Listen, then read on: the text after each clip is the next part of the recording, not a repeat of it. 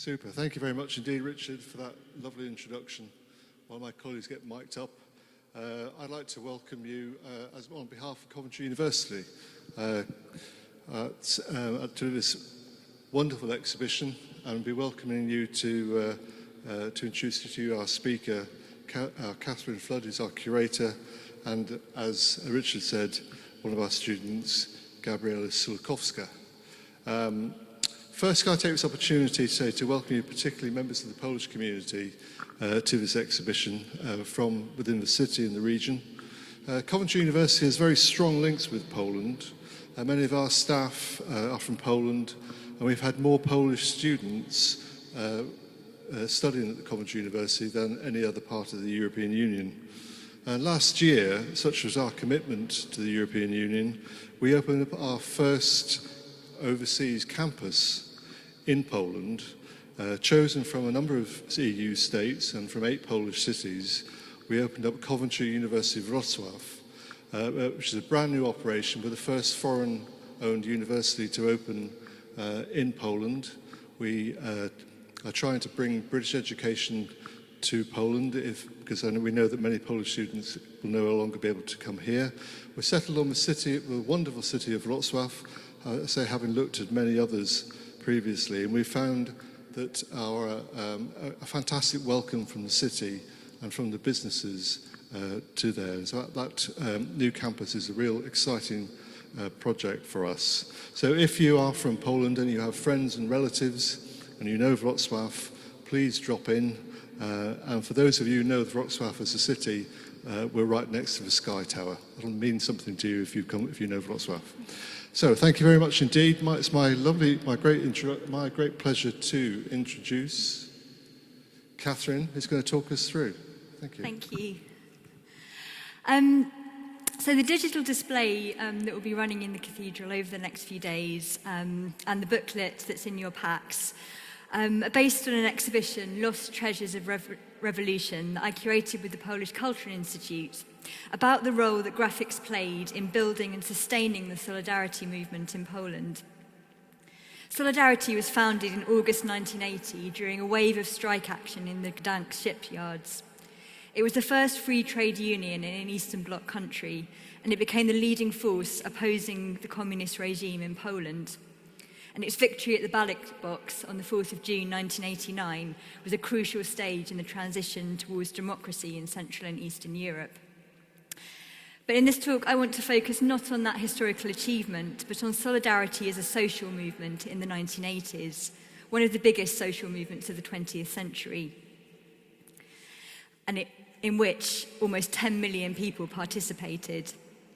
And to explore how graphics that you'll see here bear witness to the creative energy of a movement that was able to mobilize people from all walks of society and to involve them in imagining a new beginning.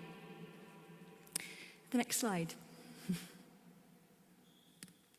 Any discussion of the graphics of Solidarity has to begin with its iconic logo, which was arguably one of the most successful pieces of political graphic design ever created. Next slide. It was drawn by the graphic artist Jerzy Januszewski in the Gdansk shipyard in August 1980. And it turns the word Solidarność into a dynamic image of people marching together. And it was intended to capture the collective spirit of the striking workers. And this is what the designers said about it. The concept came from the people in the dense crowds leaning on one another. That was characteristic of the crowds in front of the factory gate. They didn't press or push each other, but they leaned on each other, neither standing by themselves nor falling on others. And that's what I think is so significant about this logo. It doesn't just represent a crowd demanding change. It's a crowd that's already starting to embody that change through how people behave and relate to each other, and to enact the new kind of civil society based on human dignity and mutual aid that Solidarity envisioned. And this approach, sometimes called prefigurative politics, was central to Solidarity in its early days, and it's a very creative and generative aspect of social movements. Rather than waiting for change to be delivered, you start to build the society you want in the shell of the old through small everyday acts, and he moved from resistance to seeing and living beyond the existing reality. And of course, it's a logo with enormous visual strength. It was redrawn, often by hand, and reproduced across many different media, from tiny lapel pins to banners dropped from the factory gates. And you can see some examples at the back of the cathedral here. And it remains legible, whatever scale you reproduce it. And in 1980 and 1981, it was visible everywhere, and the vibrant red jumped off the walls. For some people, it reclaimed the red of socialism from the Communist Party. And for others, it represented the red of the Polish poppy, the national flower of Poland. And as we can see in this city today with the celebration of Coventry Blue, colours can have a deep and rich set of meanings and associations. But something else that made this logo so successful was its broad emotional appeal. There were a number of different ways that people can read it and identify with it. It can represent the traditional socialist motif of the marching crowd, or it's a national emblem that reworks the red and white planes of the Polish flag, or an image with religious overtones that depicts the blood of martyred Polish workers. And so it was a symbol that people from different social backgrounds and beliefs could unite behind, and it spoke to the inclusiveness of solidarity as a movement. Next slide. So coming to the posters, Poland has a rich tradition of poster design that stretches back to the 19th century. And during the communist era, because of their democratic nature, posters were regarded as a legitimate vehicle for art in a socialist society. And they were an important outlet for artists who became highly skilled in the use of graphic metaphor. And in the 1970s, that skill was sometimes used to evade censors and to hide political messages in cultural posters that promoted films and plays, etc. Next slide. But with the advent of solidarity in 1980, posters became an open means of political expression.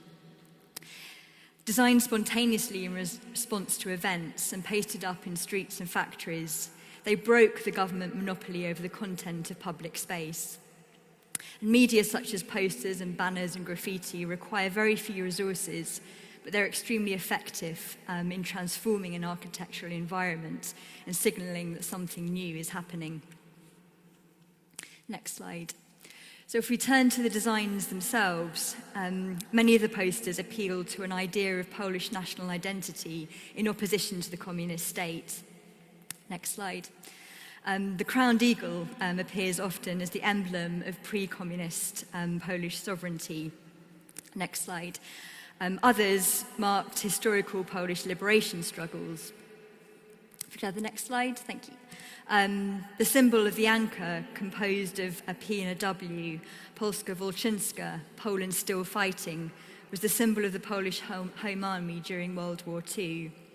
Poznan 1956 and Gdansk 1970 referred to massacres of Polish workers protesting against the government. They present the communist government as an illegitimate alien power while grounding solidarity in a Polish national tradition of resistance. And the events they refer to triggered powerful collective memories for Polish people, but they were suppressed and distorted in official histories. Displaying these dates boldly in public was part of Solidarity's commitment to speaking truth and challenging the government's culture of lies and doublespeak, a kind of political liberation that could function at the level of everyday communication and conversations. Next slide.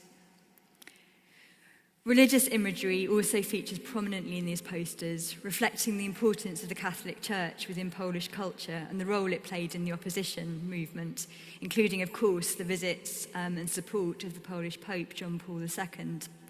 And churches, indeed, often provided spaces for opposition meetings, events, and exhibitions.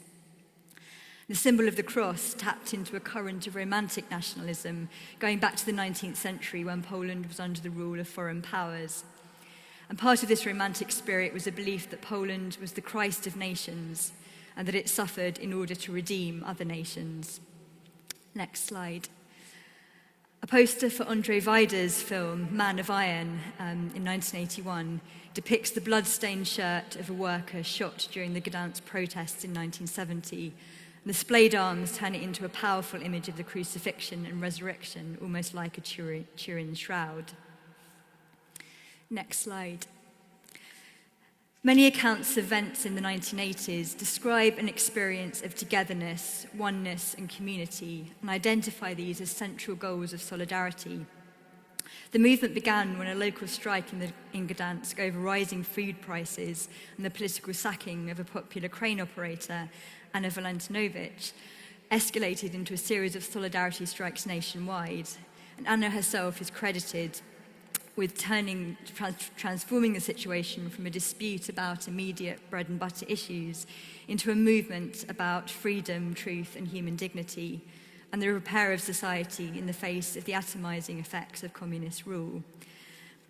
Next slide. I'm just going to read you a famous quote from her. "Our aim should not be to secure a somewhat thicker slice of bread today, even if this would make us happy. We must not forget what our real aim is. Our main duty is to consider the needs of others. If we become alive to this duty, there will be no unjustly treated people in our midst, and we in turn shall not be treated unjustly. Our day-to-day motto should be, your problems are also my problems. We must extend our friendship and strengthen our solidarity." Next slide. To this end, posters were used to organise mass actions. This poster announces a nationwide warning strike held on the 27th of March 1981 in protest against the brutal beating of 3 solidarity activists by the security services. It was the biggest work stoppage in the history of the Soviet bloc. And the obviously hand-drawn nature of the poster captures something of that grassroots energy. Next slide. This poster uses imagery of joined hands and links in a chain to celebrate the unity of workers and farmers. And mutual support between these two groups represented an unprecedented coalition between urban and rural interests in Polish society.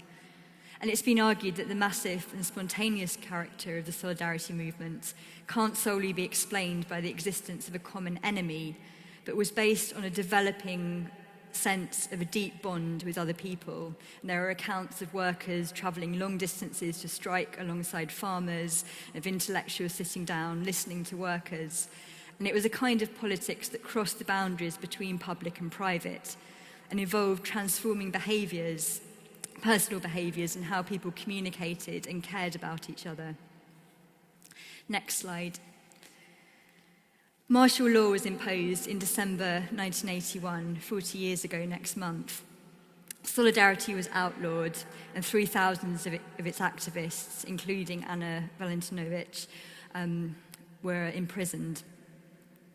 Posters produced during that period document the repression and violence of the state and contrast that with Solidarity's commitment to peaceful means.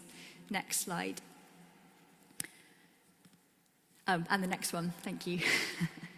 This poster pictures a worker's hard hat hung over the gun of a tank, reworking the well-known motif of a flower stuck into the barrel of a rifle. Next slide. This one shows eyes staring out from behind prison bars and calls for the release of all political prisoners. Next slide. And in these posters, we can see again the strength of the logo, its indestructibility becoming a metaphor for the movement itself. And you can see how different designers have taken the logo and worked with it, even turning it into a typeface. And it's a much more open and ultimately creative approach to branding, if you like, than the carefully policed corporate logos that we're used to. Next slide. And we can see a similar thing happening in the election posters in 1989, when after a decade of struggle, Solidarity took part in the first semi-free elections held in any Soviet bloc country since the end of World War II. Next slide. And today we're used to highly orchestrated top-down election campaigns run by advertising agencies. And what's striking about the Solidarity election posters is they're a much more spontaneous outpouring of images and different creative ideas and styles and voices. Probably the most iconic election poster is this one by Thomas Sarnecki, featuring Gary Cooper in his role as sheriff in the 1952 American film High Noon. And it represents the election as the moment when the Communist Party will be brought to justice. Instead of the pistol that Cooper carries in the original, he's holding a ballot paper, indicating that rule by democracy will replace rule by force. In hindsight, this poster, because it appropriates a Hollywood classic and the figure of the lone cowboy, is sometimes read as presaging the political direction that Poland took after 1989, a turn to the West, to individualism and free market capitalism, although I don't think that's necessarily what the designer intended. Next slide. It often happens that a particular image becomes emblematic of a moment and is reproduced much more than any others. But when we look at this poster as part of the wider group, we're reminded that 1989 was a moment when many paths were open and anything felt possible, a moment of enormous hope. And you see one of the posters simply depicts a window thrown open onto a sunny garden, suggesting freedom and fresh air after the stifling experience of communist rule. Next slide. Also included in this display are underground postage stamps, which are much less known than the posters, but which tell an important story. Next slide. People started making them soon after the start of martial law, and they're very evocative of those circumstances. As miniature prints, they were a practical solution to scarce supplies of ink and paper, and they were easier than posters to conceal and distribute clandestinely. A reminder that people risked arrest or worse for producing or even owning this kind of material. They were sold in support of Solidarity's underground activities. Over 3,000 different designs were produced. Themes include Polish history, the Catholic faith, worker activism, and international human rights. Some commemorated the movement's leaders, its anniversaries, and achievements. And these stamps couldn't be used to send mail, but they mimicked forms of official postage, appropriating the authority of the state and creating a symbolic alternative to it. They imagined a means of communication free from censors and government interference. And when it was no longer viable to display posters in public, the stamps kept Solidarity's imagery in circulation. Some were made by prisoners in internment camps who carved the designs into shoe leather in order to make printing blocks. But many were printed and distributed through a thriving network of underground publishers and distributors that existed in Poland at the time. And indeed, the underground presses were a working example of the independent and active civil society that Solidarity strove to create, both a vital means of spreading information and ideas, and a way in which a large number of people were involved in the collective work of opposition during martial law. And so what's significant about these stamps and the Solidarity graphics more generally is not just them as objects or images, but it was the activity of producing them. They were a form of participation as well as representation.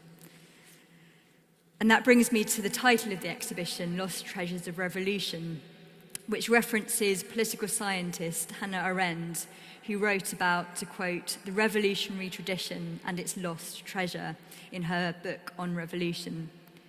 And what she identified as a lost treasure of revolution is something she called public happiness, an experience of happiness that's not individualist or survivalist, but that emerges through the activity of collective action within a movement, the experience of being and acting and creating together, the kind of participation that dissipates when a cause is won or lost. And I think Solidarity graphics are artifacts that relate to that kind of public happiness. Next slide. Today, as issues of social inequality and alienation are thrown into sharp relief by the pandemic, it's timely to reflect on the means by which social movements can bring people together through collective action. Graphics remain an important tool for movements now in different global situations, both in traditional forms and now digital ones. Next slide. Extinction Rebellion makes use of traditional posters with woodblock illustrations and fresh colours that avoid established political associations in order to be open and inviting for people to join in with the movement. Next slide. When the Black Lives Matter movement was born in 2013, the Design Action Collective turned the powerful name into a simple 3-line word mark. And this is a more recent version of it.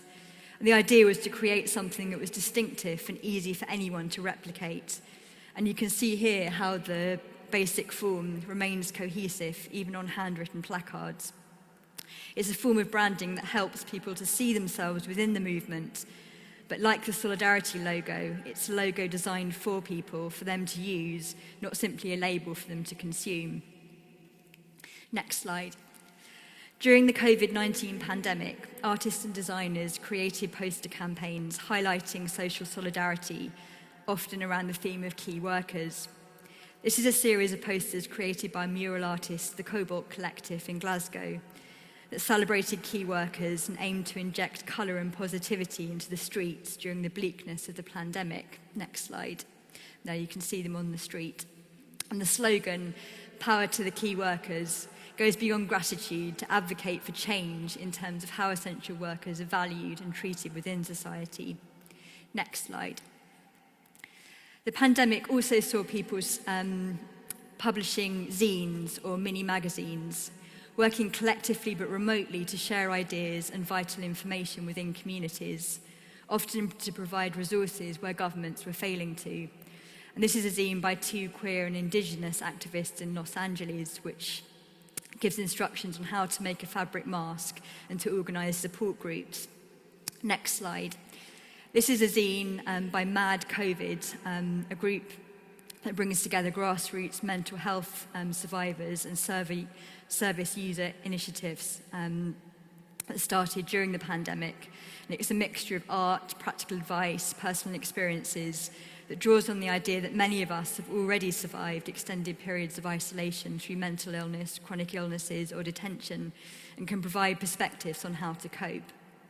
Next slide.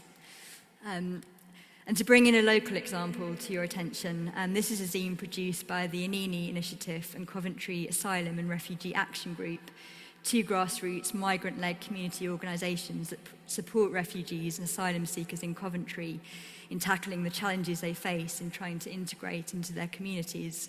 And it's made up of articles wholly produced by artists who are seeking or have sought sanctuary in Coventry and showcases their gifts and talents. At the core of all these publishing projects is the idea of mutual aid. And I'm going to read a definition published in the first zine that I showed you. Mutual aid is where people get together to meet each other's basic survival needs with a shared understanding that the systems we live under are not going to meet our needs and that we can do it right now. Mutual aid projects are a form of political participation in which people take responsibility for caring for one another and changing political conditions, not just through symbolic acts or putting pressure on their representatives in government, but actually building new social relations that are more survivable. That's the same idea that was at the core of the Solidarity movement, that we heard articulated by the designer of the logo and by Ale Valentinovich, and that's present in the grassroots collective creativity that informed the making of these graphics. And it happened on a vast scale. 1/3 of the Polish population of working age was involved in the Solidarity movement in the early 80s.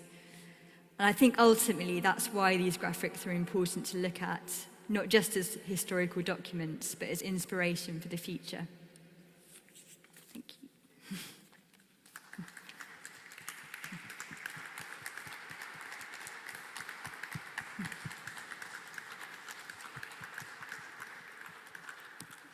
Do we have any questions?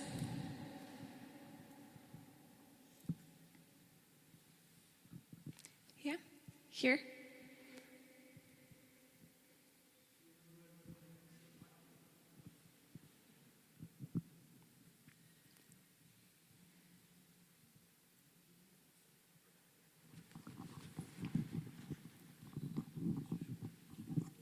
No, thank you, Catherine.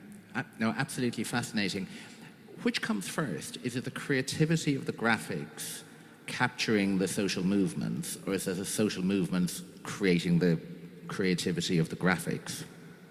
I think there's an element of both. As I said, in Poland, there was already this really strong graphic tradition, and you had a public that were very used to reading graphic images. But I think the way that these graphics kind of sort of flowered at that particular moment, it came out of the energy of the social movement. So I think it's fascinating the way that art and activism can come together and sort of become more than both. Thank you. Catherine, I have a question too, Catherine. Forgive me, Catherine. I grew up sort of listening to Tim Sebastian reporting night after night in the 1980s from Poland. But I also, similar to Kieran, am fascinated by this from a marketing perspective, bearing in mind that this was all taking place pre-digital era. And I just wonder, from your experience as a curator, if you see any, since we are in the 21st year of the 21st century, if you see any equivalent sort of social movements we were hearing earlier on today about the mobilization of ordinary people, which Solidarity is a prime example. I just wonder, as a curator, if you see any other equivalents around the world of what Solidarity did 40 years ago. I mean, it's hard to kind of compare social movements in that way, but as I was kind of saying, the Black Lives Matter movement, the logo that was created for that, it's very different in some ways. You might say it's kind of not quite as graphically striking, but in the way it works, it feels similar to me in that it's something that allows people to identify with the movement, but it's very open. They can reproduce it themselves. And in a digital era, things travel much faster. I can remember thinking back to 2011, to the Arab Spring. There was a famous photograph taken of a woman being dragged by the police such that her blue bra became visible.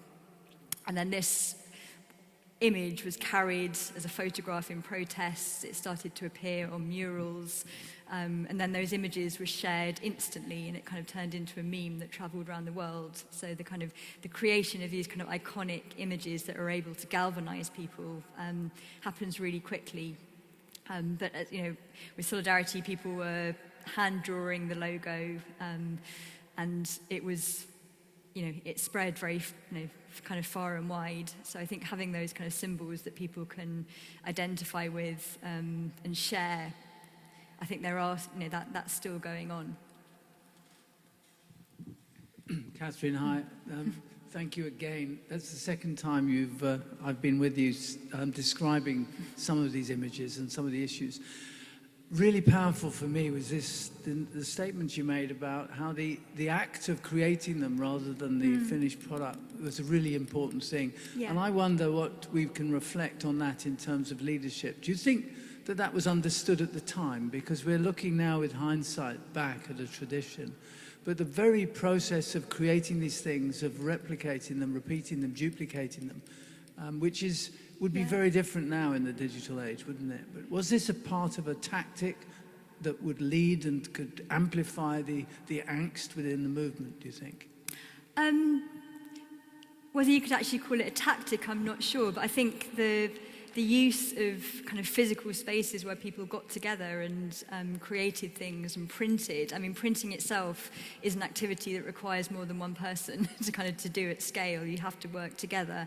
And we could even look back to Paris in May 1968, the setting up of spontaneous printing workshops.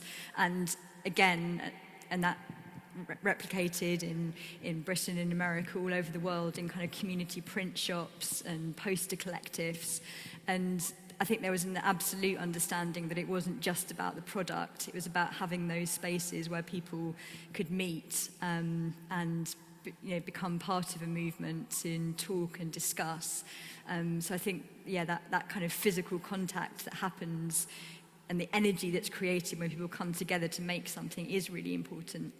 And I think that there still are presses where people do that, but obviously a lot of it does happen online now, and I think that's a bit different, but it has its own positives. And with the zines that I was showing you, A lot of those, the individual parts of them might have been created by people on their own, on computers, but they were still working together to create something collective, rather than sort of this idea of the artist as an individual. And it's really interesting. I was just over the square earlier looking at the Turner Prize, which this year is all artistic collectives who are engaged at some level in community action. And that sort of, that idea of that broader social role that art can play was definitely part of the sort of discussions in the 70s and 80s around sort of the printing of grassroots graphics. Thank you, Catherine. I wonder if, just as a final question, I could turn to Gabriella, because Gabriella, you weren't around in the 1980s when all this was done. And I wonder if, hearing what Catherine had to say and hearing the story of solidarity, what inspires you about it? And how do you feel you would have felt if you'd have been around in the 1980s, seeing all this imagery? I mean, I believe it's an amazing movement, and obviously I've learned a lot at my history lessons back at school when I was a child. But I cannot say how I would obviously behave or feel if I saw it back those days. But I would definitely try to support my community and other Polish people who were fighting for what was right for them. Thank you, Gabriella. And thank you again, Catherine. I take it we have no further questions. Can we show a Coventry appreciation to you both? Thank you very much, and also to John, who is here too. Ladies and gentlemen, that concludes day one of Rising 21. Can I thank those of you who have borne with us and stayed to the end. We start again early in the morning, because early in the morning is in the evening time in Sydney, and we have a live video link interview with Steve Kalea from the Institute for Economics and Peace, talking about the 2021 Global Peace Index. And then at 11 o'clock, we are privileged to hear the Archbishop of Canterbury talk to us. 11 o'clock on the 11th of November is obviously a very significant time. We are privileged to have him here.